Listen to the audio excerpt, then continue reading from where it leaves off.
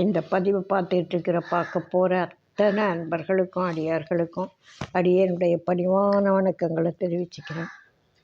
அடி வணங்கி உங்களோட அன்பர்கள் அடியார்கள் திருப்படி வணங்கி இந்த பதிவை ஆரம்பிக்கிறேன். அன்பினை பெறுவாயாகில் அதர்மங்கள் அனைத்தும் நீங்கி துன்பமும் தவிர்ந்து போகும், துயரம் இங்கு உண்டோ சொல்வாய். இந்த பதிவில் நம்ம பார்க்க போகிறது சுவாமிகள் பாடல்கள். திருமூலர் அந்த மாதிரி என்ன நல்ல விஷயம் சொல்லியிருக்காரு, நம்ம மாணிக்கவாசக பெருந்தகை எப்படி யோசிக்கிறாரு, இதெல்லாம் கொஞ்சம் இந்த ஒரே மாதிரியான கருத்துக்களை இறைவனை வணங்கணும், அது வணங்கினா என்ன கிடைக்கும், அதுக்கு யார் அருள் பண்ணணும் அப்படின்ற கருத்துப்பட நிறைய இதே தான் ஆன்மீகம்ன்றதே அதுதான். ஞான நூல்கள் சொல்கிறதே அதுதான். பதி இருக்கிற இடத்துக்கு பசு போய் சேர்றதுக்கு என்ன வழி, இவ்வளவு தான். எல்லாரும் அவங்கவுங்க நடையில் சொல்கிறாங்க. அந்த ஒரே கருத்தை மையமாக வச்சு பேசக்கூடியது தான் ஞான நூல்கள். பதி பசு பாசம் பற்றி பேசக்கூடிய நூல்கள் எல்லாம் இதைத்தான் சொல்கிறாங்க. அவங்களுக்கு தோணக்கூடிய கருத்துக்களை அவங்களுடைய நடையில் எடுத்து சொல்கிறாங்க. ஒரு பாடலில், திரைப்பட பாடல் அது பக்தி பாடல்களாகவும் இருக்குது. இத்தனை மக்களுக்கும் ஒரு கோயில் போதாது, இத்தனை மாந்தருக்கும் ஒரு கோயில் போதாது அப்படின்னு சொல்லுவாங்க. அதுபோல் இத்தனை கோடி மக்களுக்கு வெவ்வேறான சிந்தனைகள் இருக்கும், வெவ்வேறான பழக்க வழக்கங்கள் இருக்கும், வெவ்வேறான சூழ்நிலை இருக்கும். எல்லாரும் ஒரே விஷயத்தை ஒரே நேரத்தில் ஒருத்தர் சொல்லிட்டா எல்லாருக்கும் புரிஞ்சிடாது. ஒரு சிலபஸ் ஒரு ஆசிரியர் எடுக்கிறாருன்னா அப்படியே ஆரம்பத்துலேருந்து முடிகிற வரைக்கும் ஒரே நாளில் வகுப்படுத்திட்டு போயிட மாட்டாங்க. ஒரு வருஷம் முழுசும் நடத்துகிறாங்க அந்த ஒரு சப்ஜெக்டை. ஏன் கொஞ்சம் கொஞ்சமாக ஒரே கருத்தை திரும்ப திரும்ப திரும்ப வலியுறுத்தி சொல்லும் பொழுது தான் நம்முடைய அறிவு, அதாவது ஒருத்தர் கற்றுக் கொடுத்தால் கற்கும் அறிவு தான் நம்ம மானிட இயல்பே. அதுதான் தானே அறிவு. நாம் கிடையாது, இறைவன் மட்டுமே தானே அறிவினன். நாம் அறிவிக்க அறியக்கூடியவர்கள். ஒரே நேரத்தில் எல்லாத்தையும் அறிவித்தா அறிய முடியுமானா நிச்சயமாக முடியாது. ஒரு வகுப்பில் ஒரு நாள் முழுசுமே கூட வச்சுக்குவோம். ஒரு சப்ஜெக்டை ஒரு ஆசிரியர் அவருக்கு தெரியும், அதுக்காக காலையிலேருந்து மாலை வரைக்கும் ஒரு சப்ஜெக்டை நடத்தி முடிச்சிட்டாருன்னா உண்மையிலே எல்லாருக்கும் புரிஞ்சிடுமா? ஏதானோ அது சம்பந்தமாக தெளிவான அறிவு வந்துடுமா? வராது. அதனால் என்ன செய்வாங்க, ஒரு நாளைக்கு ஒரு பகுதியாக மெல்ல கூட்டிகிட்டு போவாங்க மாணவர்களை. அதே மாதிரி இறையடியார்களும் என்ன செய்கிறாங்க, ஒரே நாளில் இவ்வளவையும் கொட்டினா அந்த அள்ளிக்கொள்ளக்கூடிய கெப்பாசிட்டி, கொள்வோன் கொள்வகை அறிந்து அப்படின்னு சொல்லுவாங்க. அந்த கொள்வோன் கொள்வகை அறிஞ்சு தான் கொடுக்குறாங்களே தவிர எல்லாத்தையும் ஒரே ஒரு பாடலில் சொல்லிடலாம். இறைவன் ஒருத்தர் இருக்கார், அவ்வளவு ஆற்றல் உடையவர், வாழ்க்கை அழியக்கூடியது, இதெல்லாம் மாயையால் உருவாக்கப்பட்டது, நீ பதியிடம் சென்று சேர், பசுவாகிய நீ பதியிடம் சென்று சேர் அப்படின்னு ஒரு வார்த்தையில் சுருக்கமாக சொன்னால், ஆமாம் நான் தான் பசு, அதுதான் பதி, நான் இதோ போயிடுறேன் அப்படின்னு எல்லாரும் போயிடுவோமா? இல்லை, அதை புரிஞ்சிக்கவே மாட்டோம், காதில் வாங்கிக்கவே மாட்டோம். அப்படி ஒருத்தர் சொல்லியிருக்காங்கன்னே நமக்கு தெரியாமல் போயிடும். அதனால் மகான்களை திரும்ப காலந்தோறும் ஒவ்வொரு காலத்துக்கு ஒருத்தர் அனுப்பி சொல்லிகிட்டே இருக்கார் ஆண்டவர். திரும்ப சொன்னாலாவது இந்த பிள்ளைங்க புரிஞ்சுக்கட்டும் அப்படின்றதுக்காக சொல்லிகிட்ருக்கார். அது மாதிரி திருமூலர் செய்தது 3000 தமிழ், 300 மந்திரம், 30 உபதேசம். அதில் ஒரு பாடல் தான் நம்ம இப்போ பார்க்குறோம். உயிரின் எண்ணம் சிவமயமாய் ஆவதில் ஜீவன் சிவனாகும். நம்முடைய எண்ணம், உயிரின் எண்ணமானது சிவமயமாக இருக்கணும். அப்போது இந்த ஜீவனே சிவமயமாகிவிடும். எண்ணம் அதிலேயே இருக்கணும். மேக்னெட் கூட ஒட்டின ஒரு இரும்பு ஊசி போல் நம்முடைய எண்ணத்தில் எப்போதும் சிவனையே நினச்சிட்டு இருந்தால் இந்த ஜீவனே சிவமயமாகிவிடும் அப்படின்னு சொல்கிறாரு. நினையும் அளவில் நெகிழ வணங்கி புனையில் அவனை பொதியலும் ஆகும். எனையும் எம்கோன் நந்தி தன்னருள் கூட்டி நினையும் அளவில் நினைப்பித்தனனே. நம்மளால எதையுமே நாமே செய்து முடிச்சிட முடியாது. எல்லாம் ஒரு செயல் நல்லா நடக்கணும்னா அந்த இறையருள் இருக்கணும். அப்போ தான் அது நமக்கு சித்திக்கும். ஒரு அழகான குறள், வகுத்தான் வகுத்த வகையல்லாது கோடி தொகுத்தார்க்கும் துய்த்தல் அரிது அப்படின்னு ஒரு அருமையான குறள் இருக்குது. அவன் வகுத்ததில் நமக்கு அதை திக்கணுன்ற பிராப்தம் இருக்கணும். அப்போ தான் நம்மளால் அதை அனுபவிக்க முடியும். அப்போ தான் நமக்கு அது கிடைக்கும். அப்போ அந்த இறையருளை வேண்டி நாம் முதல்ல கேட்கணும். கேட்குறவங்க நாம இருந்தால் தான் இருக்கிறத கூட சாப்பிட்டு முடிக்க முடியும். நம்ம கண்ணு முன்னாடி ஒரு சாப்பாடு இருக்கும், அதில் விருப்பமே வராமல் இருக்கும். ஒரு சில மனநிலையில் எதிரில் பொருள் இருக்கும், பசி இல்லாமல் இருக்கும். பசியும் இருக்கும், விருப்பமும் இருக்கும். எடுத்து சாப்பிட்றதுக்கு உடம்பு முடியாமல் இருக்கும். உடம்பு சாப்பிட்டாலும் ஏற்றுக்க முடியாத நிலையில் உடம்புல கண்டிஷன் இருக்கும். இப்படி பல கோளாறுகள் இருக்கக்கூடிய இந்த காலத்தில் நாம் கேட்டால் நமக்கு கிடைக்கும்ன்றது உண்மையான உண்மை. அது மாதிரி இவங்கெல்லாம் நமக்காக சொல்லி கொடுத்துட்டு போயிருக்காங்க. நினையும் அளவில் நெகிழ வணங்கி. நினச்ச உடனே சும்மா அப்படியே நினச்சேன் இப்படி இப்படி போட்டுக்கிட்ட உடனே எல்லாம் கிடைச்சிடாது. நினையும் அளவில் நெகிழ வணங்கி புனையில் அவனை பொதியலும் ஆகும். என்னையும் அப்படிதான் பண்ணா. எம்கோன் நந்தி தன்னருள் கூட்டி நினையும் அளவில் நினைப்பித்தனனே. அவனை நினைக்கும்படியாக என்ன நினைக்க வச்சான் அப்படின்றார். செல்லும் அளவு உள்ளம் நெகிழும்படியாய் சிவபெருமானை வணங்கி பாடல்களினால் துதிப்பின் அவனை உள்ளத்தில் அமைக்க முடியும். பாடல்களால் துதிப்பின் அவனை உள்ளத்தில் அமைக்க முடியும். என்னையும் அப்படி எளிய தலைவனான அவன் அடியார்க்கு எளியன் இறைவன், எளிய தலைவனான நந்தியம்பெருமான் அவனது அருளுடன் சேர்ப்பித்து மறவாமல் நினைக்கின்ற அளவு எனக்கு அவனிடம் பற்று உண்டாகும்படி செய்தான் அப்படின்னு சொல்கிறார். எனக்கு அவங்ககிட்ட பற்று உண்டாகணுன்னாலே அதுக்கு அவனுடைய கருணை வேணும். நம்ம நல்ல இடத்துல சேர்ந்துருக்கிறப்போ பற்று அவங்கள பார்த்து பார்த்து பார்த்து இவங்கெல்லாம் இப்படி சுகப்படுறாங்களே, நமக்கும் இந்த சுகம் கிடைச்சா நல்லா இருக்குமே, நம்ம இந்த துன்பப்பட்டிருக்கோமே, அந்த கஷ்டப்பட்டுருக்கிறோமே, இதிலேருந்து விலகி இப்படி சந்தோஷமாக இருந்தால் எவ்வளவு நல்லா இருக்கும் அப்படின்னு சந்தோஷப்படுறவங்கள பார்த்து துன்பத்தில் உழல்றவங்களுக்கும் ஆஹா இது ரொம்ப நல்லா இருக்கே, இது மாதிரி இறைவனை வணங்கலாம் போல இருக்கே அப்படின்னு தோணும். அதனால் எப்போதும் மெய்யடியார் சேர்க்கை வேணும் அப்படின்னு சுவாமிகளும் அடிக்கடி சொல்லுவாங்க.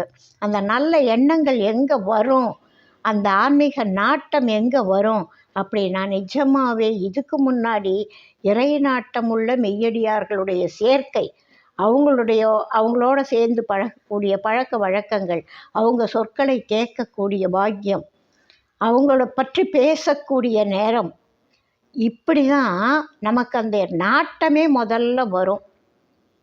அதனால் நம்ம தூரத்தில் இருந்துட்டு எல்லாம் தனக்கு கையில் விழணும் மடியில் விழணும்னு எதிர்பார்க்க கூடாது, முடியாது. அப்படி தானே விழறதும் அதிர்ஷ்டவசமாக பூர்வ ஜென்ம புண்ணிய பயனாக ஏதாவது கிடைச்சாலும் அதுக்கு ஒரு லிமிட் இருக்கும். அந்த புண்ணியம் தீர்ந்த உடனே அது தன்னால் நகர்ந்து போயிடும் நம்மளை விட்டு.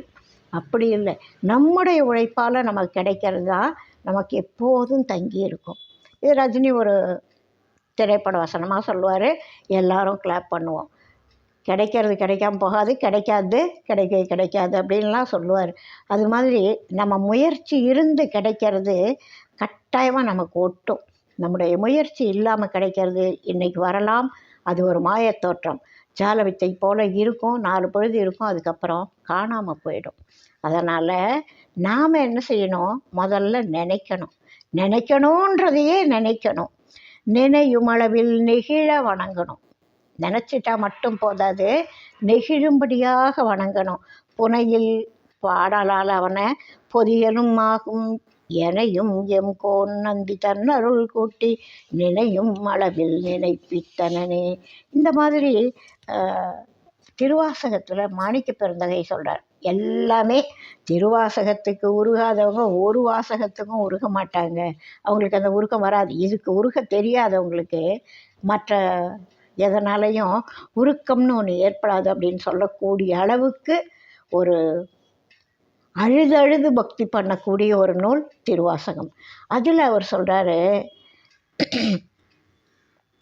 திணை துணை திணைத்தனை இத்தினூண்டு திணைத்தனை தினை அளவுக்கு அப்படின்னு சொல்லுவோம் இல்லையா, திணைத்தனை உள்ளது ஓர் பூவினில் தேன் உண்ணாதே நினைதொரும் காண்தொரும் பேசுந்தொரும் எப்போதும் அனைத்து எலும்பு உள்நெக ஆனந்தத்தேன் சொரியும் குனிப்புடையானுக்கே சென்றூதாய் கொத்தும்பி அப்படின்னு சொல்கிறார்.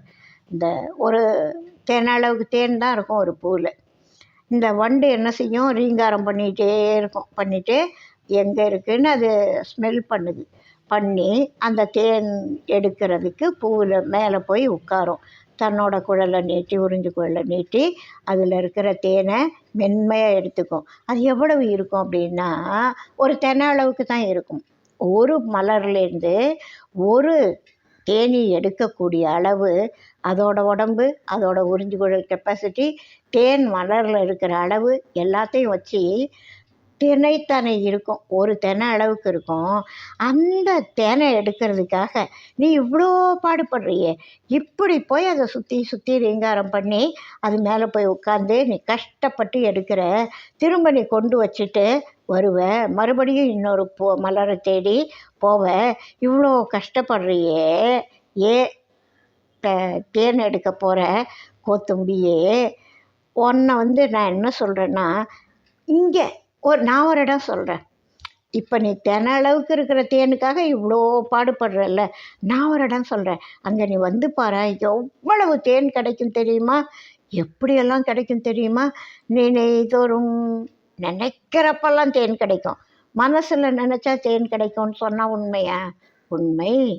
நினைதொரும் காண்தொரும் நினைக்கிறப்பெல்லாம் தேன் கிடைக்கும், பார்க்குறப்பெல்லாம் தேன் கிடைக்கும், பேசுந்தொரும் பேசுகிறப்பெல்லாம் ஒரு தேன் கிடைக்கும், எப்போதும் நினைக்கிறப்போ பார்க்குறப்போ பேசுகிறப்ப மட்டும் இல்லை, எப்போதும். அதுவும் எந்த அளவுக்கு தேன் சொரியும் தெரியுமா, அனைத்து எலும்பு உள்நெக, நம்முடைய உடம்பெல்லாம் எலும்பெல்லாம் சதையெல்லாம் அப்படியே உருகி ஓடுற அளவுக்கு அனைத்து எலும்பு உள்ள உருகணும், அந்த அளவுக்கு ஆனந்தத்தேன் சொரியும். இனிப்பான தேன் இல்லை, இனிப்பானது மட்டுமல்ல அந்த தேன், ஆனந்தமானது. இனிப்பு சுவை சார்ந்தது, ஆனந்தம் மனம் சார்ந்தது. இந்த தேன் எப்படிப்பட்ட தேன்னா, மனம் சுவையை உணர வைக்கக்கூடிய தேன், ஆனந்தத்தேன் சொரியும் குனிப்புடையானுக்கே சென்றூதாய் கோத்தும்பி. இங்கே ஏகப்பட்ட தேன் இருக்குது. நீ இறைவனை சுற்றி சுற்றி வந்தீன்னா நீ நினைக்கிறப்பெல்லாம் உனக்கு தேன் சுரக்கும், பார்க்குறப்பெல்லாம் தேன் சுரக்கும், பேசுகிறப்பெல்லாம் தேன் சுரக்கும், எப்பவும் தேன் கிடைக்கும். இதை விட்டுட்டு நீ போய் அங்கே ஒரு மலரில் இருக்கிற ஒரு தென்னை பூவுக்காக போய் உட்காந்துட்டு ஒயின்னு சுற்றிட்டு தேடி தேடி அலையறியே தும்பியே, தேன் எடுக்க போகிற தும்பியே, இங்கே வா, இங்கே வந்து ஊது, உன்னுடைய அந்த ஒலியை எழுப்பு, இறைவனை சுற்றி உன்னுடைய எழுப்பு, ஒலியை எழுப்பு அப்படின்னு சொல்லக்கூடிய பாடல் மிக மிக அருமையான பாடல். திணைத்தனை உள்ளது ஓர் பூவினில் தேன் உண்ணாதே நினைந்தொரும் காண்தொரும் பேசுந்தொரும் எப்போதும் அனைத்து எலும்பு உள்நெக ஆனந்தத்தேன் சொரியும் குனிப்புடையானுக்கே சென்றூதாய் கோத்தும்பி அப்படின்னு சொல்லுவார். இந்த சுவாமிகள் ஒரு பாடலில், அது ஏராளமான கருத்துக்களை உள்ளடக்கிய பாடல், இந்த கருத்தை கொஞ்சம் அப்படி லைட்டாக தொட்டு காமிச்சிட்டு போகிறாரு. மனசை அடக்கி உட்கார்ந்து இருக்கணும், அப்போ தான் இந்த ஆனந்தம் பேரானந்தம் கிடைக்கும், அதுக்காக சொல்கிறார். சந்தப்பாடல் அப்படின்ற ஒரு பாடல் மிக அருமையான ஆழமான தத்துவ கருத்துக்கள் நிறைஞ்ச ஒரு பாடல். மந்திரம் ஒன்றை நினைந்து நினைந்து மனம் குவியும்படி சிந்தை தெளிந்து நீ வாடுவாய், தினம் தேடுவாய். மற்கடகப்பிடி ஒத்து நிலைத்திடு சித்தமுறக்க வெளிப்படு நிர்தனமயிலே கூவும் குயிலே. பந்த மகன்றிட வந்து நடம்புரி தந்தி முகன் பதம் என்று வணங்கிடு, பதமே சிவ பதமே. பற்பல கோடி ஜனித்த ஜனிப்புகள் அத்தனையும் தவிர நற்பதம் இதுவே, பாராய் நுட்பம் பாராய். மந்திரம் ஒன்றை நினைந்து நினைந்து மனம் குவியும்படி சிந்தை தெளிந்து நீ வாடுவாய், தினம் தேடுவாய். அதுக்கு என்ன பண்ணணும்? சந்திர சூரியர் வந்து பொருந்திடும் அந்தரமே ஒரு மந்திரம் என்பது சாருவாய், நீலை சாருவாய். இது உண்மையா பொய்யா? சத்தியம் என்றே உரைத்திடு வேதம், அசத்தியமானது நித்தியமாக தர்மமே, இது தர்மமே. சரி, அங்கே போய் என்ன நடக்கும்? அந்தரமே வினுழைந்திடுவாய் பல தந்திரமாகவே விந்தை புரிந்திடும் அற்புதம், வெகு அற்புதம். அத்துவிதத்தில் முளைத்திடு கற்பக சித்தியென தருமுத்தியும் இதுவே அறிவாய், உண்மை அறிவாய். மந்திரம் ஒன்றை நினைந்து நினைந்து மனம் குவியும்படி சிந்தை தெளிந்து நீ வாடுவாய், தினம் தேடுவாய். ஒரு மந்திரத்தை நினச்சிக்கோ. என்ன? இறைவனுடைய திருநாமம், பஞ்சாட்சர மந்திரம். அதை மனசில் நினச்சிக்கோ. நினச்சிட்டு ஒரே ஒரு தடவை நினச்சிட்டு விட்டுடுறது இல்லை, நினைந்து நினைந்து. சரி, அப்படி ஒரே சிந்தையோட அந்த மந்திரத்தை நினைக்கிறதுனால என்ன கிடைக்கணும்? நமக்கு என்ன வேணும்? ஏன் அதை செய்யணும்? மனம் குவியும்படி ஒரே பின் பாயிண்டில் ஒரு அந்த எண்ணங்கள் அலைபாயாமல் ஒரு பின் பாயிண்டில் ஒரு திருவடியை நினைக்கிறோன்னா அந்த திருவடி சிந்தையாக அந்த மனம் குவியும்படி ஒரே இடத்துல ஃபோக்கஸ் ஆகும்படி சிந்தை தெளிந்து. சிந்தையில் தெளிவு இருக்கணும். குழப்பம் இருந்தால் எதுவுமே குழப்பமாக தான் இருக்கும். அதனால் இதுதான் உண்மை, இதுதான் தெளிவு, இதுதான் நமக்கு வேணும். இதுக்காக நம்ம என்னது செய்கிறோம்?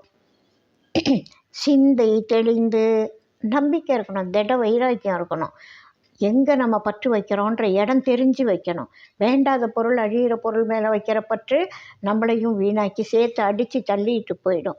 அதனால் மெய்ப்பொருள் மேலே நம்ம வைக்கிற பற்று நம்மளை காப்பாற்றும். மந்திரம் ஒன்றை நினைந்து நினைந்து மனம் குவியும்படி சிந்தை தெளிந்து, அதோட போதுமான வாடுவாய். அது கிடைக்கிற வரைக்கும். அம்மா காணோன்னா குழந்தை என்ன செய்யும்? அழும். கொஞ்சமாக சிணுங்கி பார்க்கும், அம்மா வந்துடுவாங்கன்னு எதிர்பார்க்கும். வரல, காணோம். அவங்க அப்படியே கதவுல ஒளிஞ்சிக்கிட்டு பார்த்துக்கிட்டு இருக்காங்க. குழந்தை என்ன செய்யுதுன்னு வேடிக்கை பார்க்குறாங்க. அதுக்கு அந்த அவசரம் இருக்கா? தேவை இருக்கா? அந்த தேவையை அந்த குழந்தை முக்கியம்னு நினைக்குதா? வேறு ஏதாவது விளையாட்டில் கவனம் திரும்புதா? இதுதான் வேணும்னு நினைக்குதா? எல்லாத்தையும் தெரிஞ்சுப்பாங்க. நமக்கு 1 கோடி ரூபாய் பொறுமான ஒரு வைரக்கல்லை நமக்கு யாரோ கொடுக்குறாங்க. அதை நம்மளை எவ்வளவு அவங்க யோசிப்பாங்க, சோதிப்பாங்க. அந்த பொருளை தூக்கி நம்மகிட்ட கொடுத்துட்டா, ஒரு ஒன்றுமே தெரியாத ஒருத்தர்கிட்ட அந்த கல்லை தூக்கி கொடுத்தா, வைரக்கல்லை 1 கோடி ரூபாய் பொறுமான கல்லாக இருந்தால் கூட மதிப்பு தெரியாதவங்க கிட்ட கொடுத்தா அது ஒரு காக்கா ஓட்டுறதுக்கு கூட வச்சுக்கலாம். தூக்கி அப்படி கீழே போட்டு போயிடலாம். இது ஏன் நமக்கு பாரம் அப்படின்னு போயிடலாம். ஆனால் அந்த பொருளோட மதிப்பு தெரிஞ்சு வைரம்தான் அப்படின்னு தெரிஞ்சவங்கிட்ட அந்த பொருளை கொடுக்குறப்போ, அந்த பொருளை தேடி அலையிறவங்க கிட்ட கொடுக்குறப்போ அது பத்திரமா வச்சுக்குவாங்க. அது போல தான் நாம் தேடட்டோன்னு இறைவன் வெயிட் பண்ணுறார். நமக்கு அந்த தேடல் இருக்கா? தேடல் என்பது உள்ளவரை வாழ்வில் சுவை இருக்கும். அந்த தேடல் நம்மக்கிட்ட இருக்கணுன்றது தான் அவருடைய எதிர்பார்ப்பு. தேடல் இருக்குதுன்னு அவர் கண்டுபிடிச்சிட்டார்னா அவர் நம்ம நோக்கி வருவார். நீ என்னை தேடிட்டு இருக்க, நான் இங்கே தான் இருக்கேன், டோன்ட் வரி அப்படின்னு சொல்லி வந்துடுவார். அந்த தேடலை அவர் எதிர்பார்க்கிறார். ஏன்னா கொடுக்கிற பொருளோட மரியாதை அப்படிப்பட்டது. அதை கொடுத்தா வாங்கிக்கிற நாம் அதுக்கு தகுதி உள்ளவங்களா? ஒரு ஸ்கூலில் படிக்கிற பையனுக்கு ஆசிரியர் டெஸ்ட் வைக்கிறார். டெஸ்ட் வைக்கும் பொழுது தான் அவன் இதுவரை என்ன கற்றுக்கிட்டான், எவ்வளவு ஞாபகத்தில் வச்சுருக்கான், திரும்ப அவனுக்கு சந்தர்ப்பம் வர்றப்போ இதை பயன்படுத்துவானா, இதெல்லாம் ஆசிரியருக்கு புரியறது தேவையில்லாது. அவருக்கு சந்தோஷப்படுவார். ஆனால் மாணவன் தன்னைத்தானே உணர்கிறான்.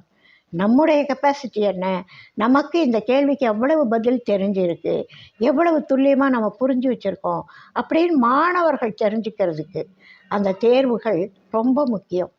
அதுபோல் நாம் இந்த தேடல் அப்படின்றது ஒன்று இருந்தால் தான் இறைவன் நம்ம நோக்கி வருவார்.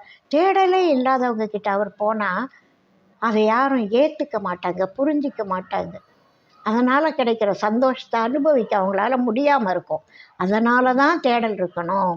அதான் சொல்கிறார், மந்திரம் ஒன்றை நினைந்து நினைந்து மனம் குவியும்படி சிந்தை தெளிந்து நீ வாடுவாய், தினம் தேடுவாய். ஒரு ப்ராக்டிஸ்னால் தினம் இருக்கணும். ஒரே ஒரு நாளைக்கு ஒரு தடவை கிரிக்கெட் மட்டையை தூக்கி அடிச்சுட்டு நானும் மேட்சுக்கு போய் விளையாடுறேன்றவங்க ஜெயிக்க முடியாது. அதையே ஒரு ப்ராக்டிஸாக தினமும் பண்ணணும். ஒரு குறிப்பிட்ட நேரம் ஆனால் அவங்க ப்ராக்டிஸ்க்கு போயிடுவாங்க. மேட்ச் இருந்தாலும் இல்லைனாலும் தினமும் அந்த டச் விடாமல் மட்டை அடிச்சுக்கிட்டே இருப்பாங்க. அதுபோல் தினம் தினம் தேடணும். அது எப்படி தேடணும்? மற்கடக பிடியொத்து நிலைத்திடு. குரங்கு குட்டி தன்னோட தாயை பிடிச்சிக்கிற மாதிரி கெட்டியாக பிடிச்சிட்டு நிலைத்து நின்றுடு. உன்னுடைய மனசை அதை விட்டாத. அந்த கையை விட்டுட்டா குட்டி விழுந்துடும் இல்லையா? அது போல் அது மாதிரி விட்டுடாத.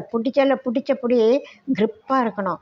மற்கடகப்பிடி ஒத்து நிலைத்திடு, சித்தமுறக்க வெளிப்படு நிர்தனமையிலே கூவும் குயிலே. அந்த மாதிரி நம்ம நினைக்கிறப்ப தான் நமக்கு இறைவனுடைய திருவருள் கிடைக்க வரும் அப்படின்னு சொல்கிறார். இதை ஏன் செய்யணும் அப்படின்னா, பந்த மகன்றிட நம்முடைய பந்த தலைகள் இருக்கு இல்லையா, பந்தங்கள் தலைகள், அன்பு, பாசம், பற்று, அழுக்காறு, அவாவைகள், இன்னா சொல், இது மாதிரி நிறைய உள்ளுக்குள்ளே நம்மகிட்ட இருக்குது.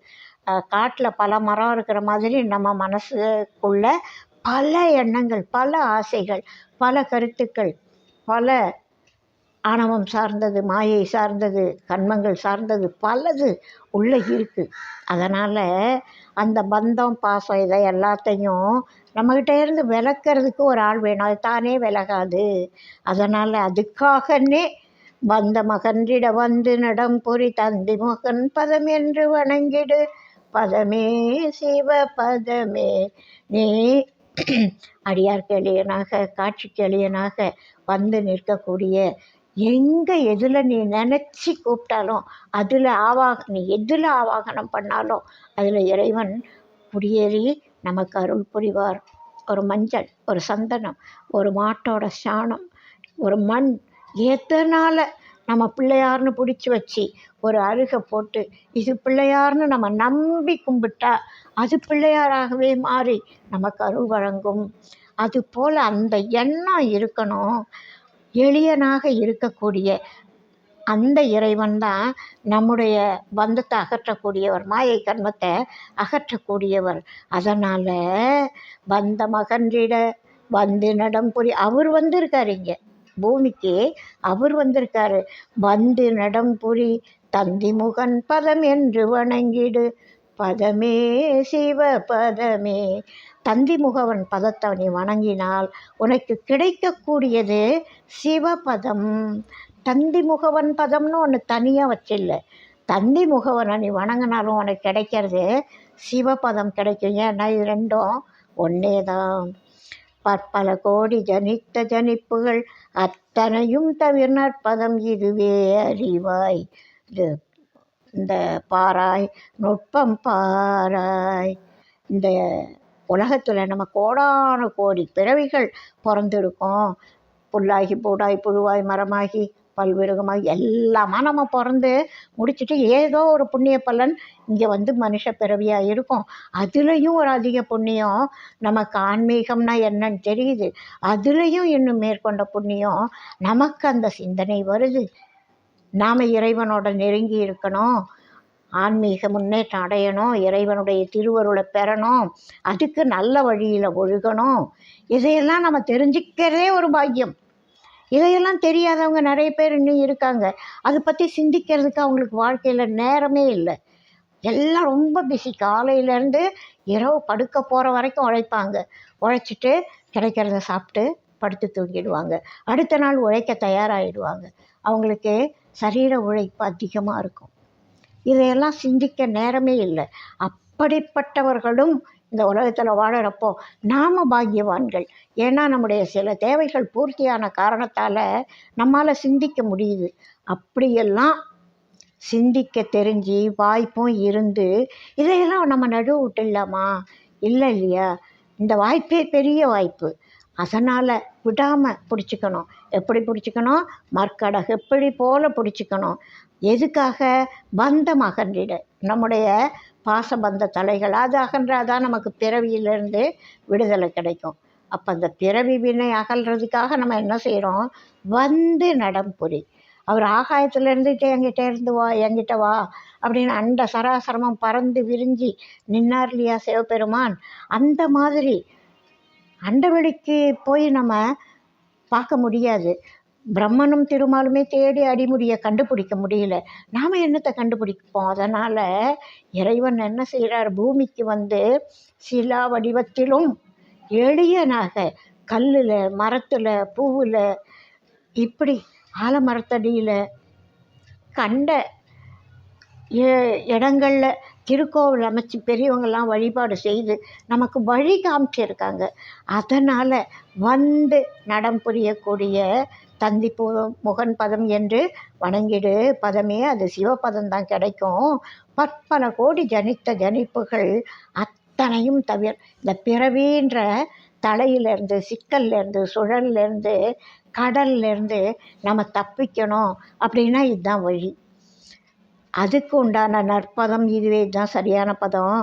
பாராய் நுட்பம் பாராய், நுட்பமான விஷயம் இதுதான். எதுக்கு நம்ம கடவுளை கும்பிடணும் அப்படின்னா இதுதான். பற்பல கோடி ஜனித்த ஜனிப்புகள்லேருந்து நம்ம தப்பிக்கிறதுக்கு தான் இந்த இறைவனை கும்பிடணும், வணங்கணும்.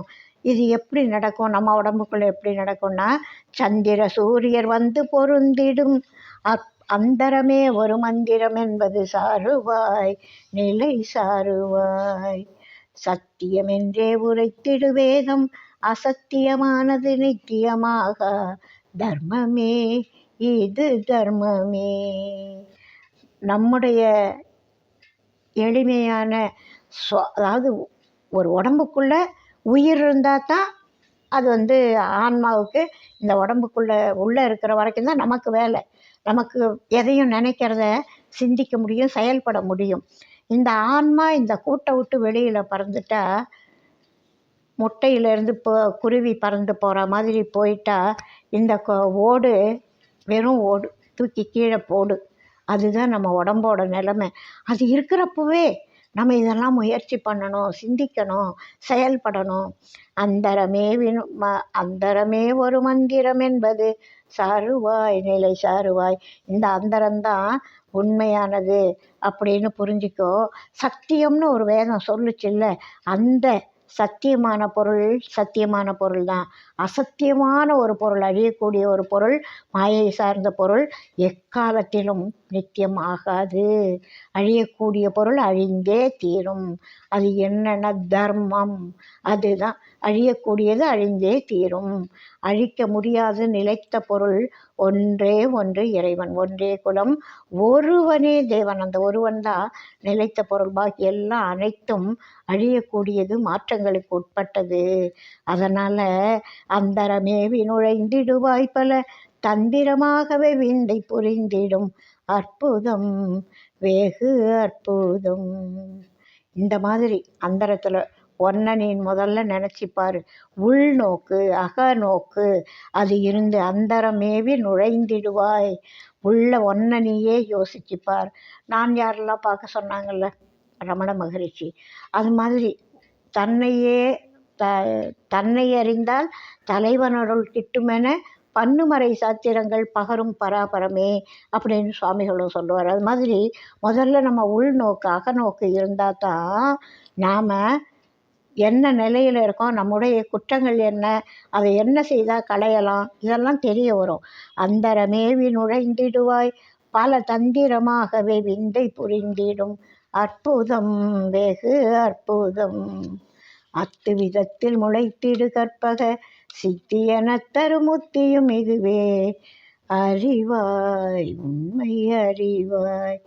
இரண்டற்ற நிலையில் இறைவனும் பரமாத்மாவோட ஆன்மாவும் கலக்கக்கூடிய நிலை, இந்த நிலை தான் முத்தி நிலை. கற்பக சித்தி அப்படின்னு சொல்கிறதும் இதுதான் அப்படின்னு சொல்லி, இதுதான் உண்மை தெரிஞ்சுக்கோ அப்படின்னு இந்த பாடலில் சுவாமிகள் சொல்கிறாங்க. இந்த சிந்தனை எல்லாருக்கும் பிடிச்சிருந்தா லைக் பண்ணுங்கள், ஷேர் பண்ணுங்கள், கமெண்ட் பண்ணுங்கள். பண்ணாதவங்க, இதுக்கு முன்னாடி பண்ணாதவங்க சப்ஸ்கிரைப் பண்ணுங்கள். வாழ்க வளமுடன். வாழிய நாடும் மெய்மே வாழ்க நல்லறங்கள் எல்லாம் வாழிய பெரியோர் நாமம் வாழியே வாழி வாழி. அடுத்த பதிவில் அடுத்த ஒரு கருத்தோடு சந்திப்போம்.